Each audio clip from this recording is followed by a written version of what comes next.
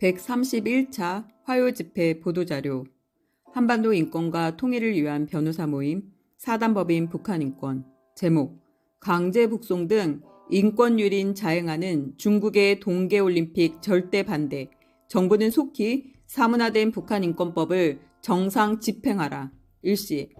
2021년 10월 12일 화요일 11시 30분. 장소, 중국 대사관 앞.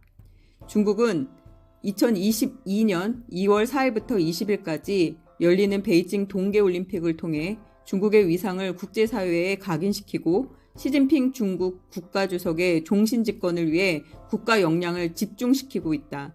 한편 북한인권법이 5년째 사문화되어 있는 가운데 전 세계 40개의 북한인권단체 NGO들은 엊그제 10일 북한의 노동당 창당 76주년을 맞아 193개 유엔 회원국들의 서한을 보내 북한 인권의 개선을 촉구했다.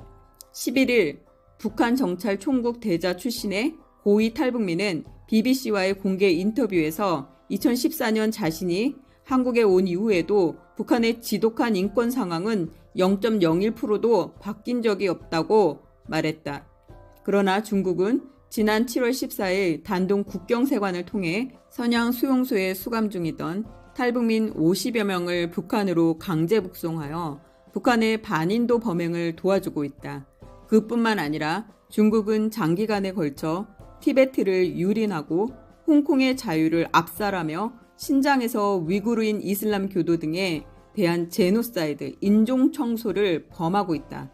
또 중국 내 반체제 인사들에 대한 억압을 이어가고 있다.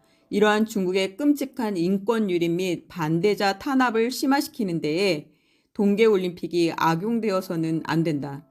지난 2월 3일 180개 국제인권단체들은 전 세계의 정상들에게 베이징 동계올림픽 보이콧을 촉구하는 공개 서한을 발표했다. 지난 5월엔 낸시 펠로시 하원 의장이 베이징 동계올림픽에 대한 외교적 보이콧을 주장했고 7월 27일에는 미 의회의 초당적 협력체인 의회 행정부 중국위원회가 베이징 동계올림픽 후원하는 자국 기업들을 질타했다.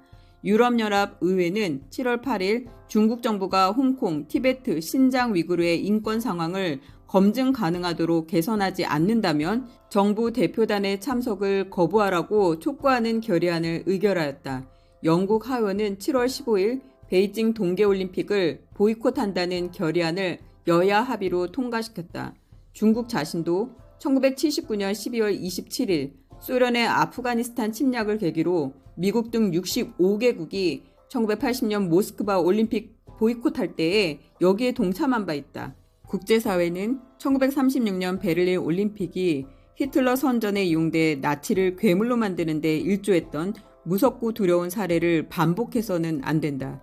정부도 베이징 동계올림픽 참가에 신중해야 하고 5년째 사문화된 북한인권법을 조속히 정상 집행해야 한다.